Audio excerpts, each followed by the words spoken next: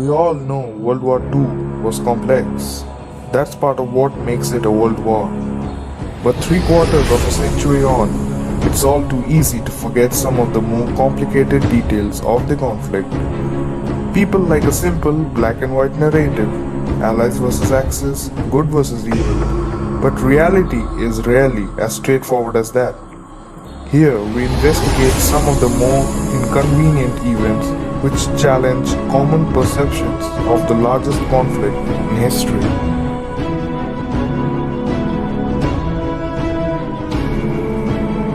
We've all heard of the famous Axis players in the war, Germany, Japan and Italy.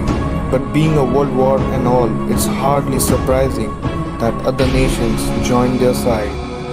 Romania, Bulgaria and Hungary, all independent at the time, threw their armies in with Hitler.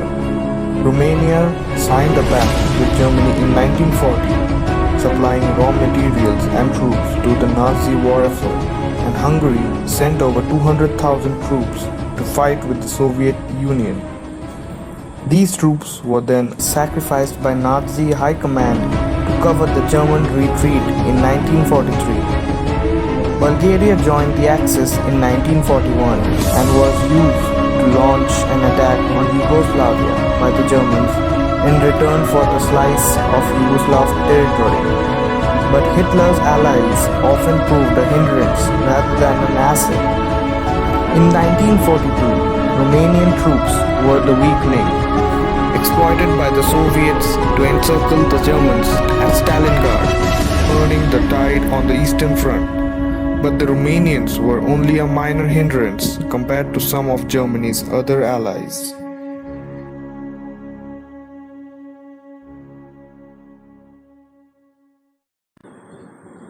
In October 1940, spurred on by the German success in Poland, Italy invaded Greece. The Greek army was smaller, less modern, and less experienced, and yet within the first 20 days, the Italians had been forced back into occupied Albania and fought to a bloody stalemate. This was the first major Axis setback of the war and became known to the Greeks as the Albanian miracle. The stalemate ended in April 1941 when Germany intervened. But Italy's incompetence wasn't limited to Greece. In June 1940, 200,000 Italians invaded British Egypt, and 130,000 of them promptly surrendered as they were pushed 800 kilometers into their own territory. The Germans again intervened and gained the upper hand, but this was yet another conflict that they had not planned for. But the war in North Africa might have been completely different. Before the fall of France, Italy's army in Libya had been held in check by French forces in Tunisia. After the French surrendered, that threat ceased to exist. But the French government, now based in Vichy, though officially neutral, retained the Mediterranean fleet. This may at the very least have acted as a deterrent and hindrance to Italian naval operations in the region, but this was not to be so because of them.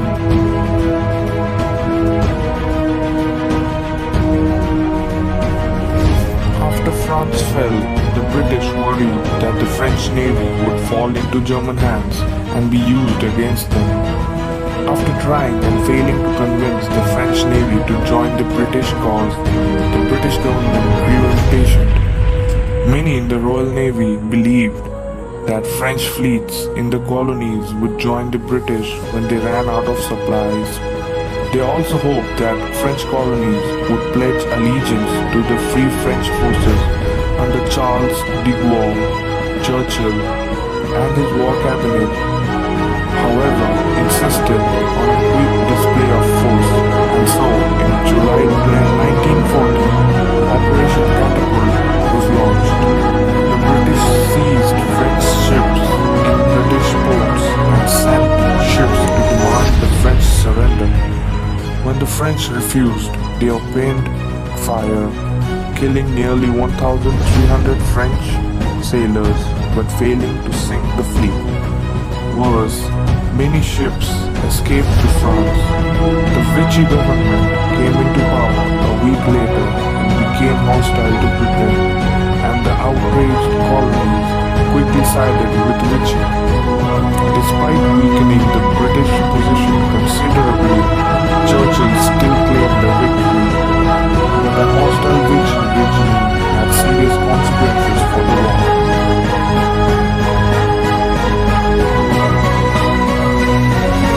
After Madagascar rallied to the Vichy government in 1940, the Allies worried that it might become a base for the Japanese in the Indian Ocean. This resulted in a British blockade followed by an invasion in 1942 May. The Vichy defenders fought fiercely for 6 months before eventually surrendering. When the US joined British forces in French North Africa in late 1942, the Allies faced a far bigger challenge than they had experienced in Madagascar. 100,000 Vichy French troops were stationed there, motivated by a profound sense of their previous defeat and a complex about proving their worth as soldiers. They offered surprisingly stiff resistance before they eventually became bested.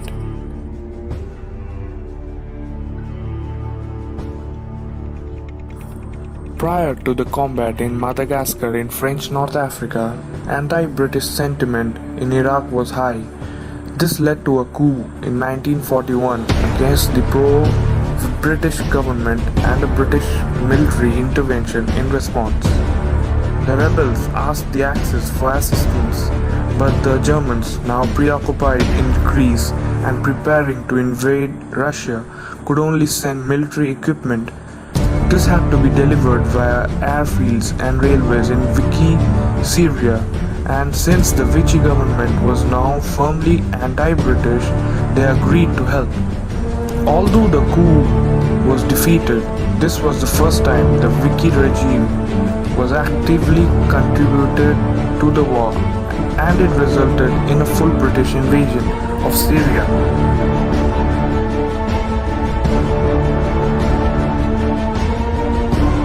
It seems old habits die hard for the British Empire. Not only did they fail to resist the ancient English tradition of French bashing, but they also couldn't resist the tradition of invading neutral countries. Iceland had been a Danish state since 1918, but after Denmark fell to the Germans in 1940, it declared independence and neutrality in the war. But Iceland had held significant strategic importance for the ongoing Battle of the Atlantic, so the British offered protection. When Iceland politely refused, the British invaded, seizing important locations and taking local Germans into custody.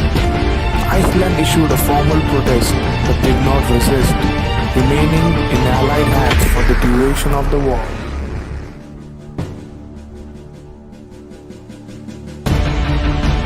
Speaking of forgotten invasions, while the atom bomb is often credited with bringing about the Japanese to surrender, an equally significant and often forgotten factor was the invasion of Japanese-occupied China by the Soviets in August 1945. Japan had invaded China 8 years before and had established a massive military presence of around 800,000 there. When the Soviets invaded with 1.5 million men, the Japanese were completely overrun and Japan's surrender was inevitable. After 8 years of occupation and brutal war, the over 1.7 million Japanese civilians who had settled there faced cold, hunger, disease, Soviet brutality, and massive reprisals from the Chinese. At its worst, the Japanese civilian death toll was 2,500 per day. In fact, the Chinese theater is perhaps the most forgotten conflict of the war.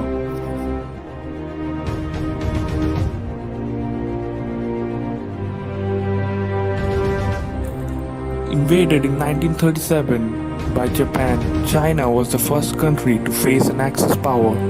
The Japanese brutality in China is infamous, with events like the rape of Nanking still resonating with Chinese people today. China lost 15 million people over the course of the war, second only to the Soviet Union, which lost around almost 25 million, and nearly twice as many as Germany's 8 million. Of these, over 10 million was civilians. Late in the war, China became a crucial part of Allied strategy in typing down Japanese troops, but for 4 years before Pearl Harbor, China fought alone.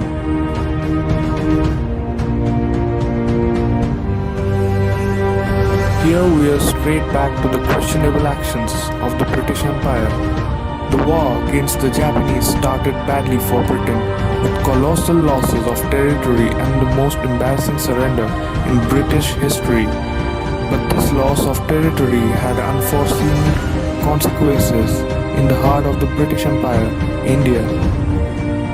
Burma, or also now called Myanmar, supplied 15% of India's rice, and its loss to the Japanese, combined with transport problems caused by the war and poor government policy, resulted in the unnecessary deaths of as many as 3 million people in the Bengal famine. The famine hit the rural areas of Bengal, which could not cope with British war policies. In particular, the British acquisition of vast quantities of rice in preparation for an attack against the Japanese caused hyperinflation in the price of rice. The government in London willfully denied the region food imports, which could have alleviated the famine, but continued to insist that more rice be produced and exported. Winston Churchill even blamed the Indians for the famine, claiming they breed like rabbits. When the full extent of the famine was released or realized, the British took measures to alleviate it, but the damage had already been done.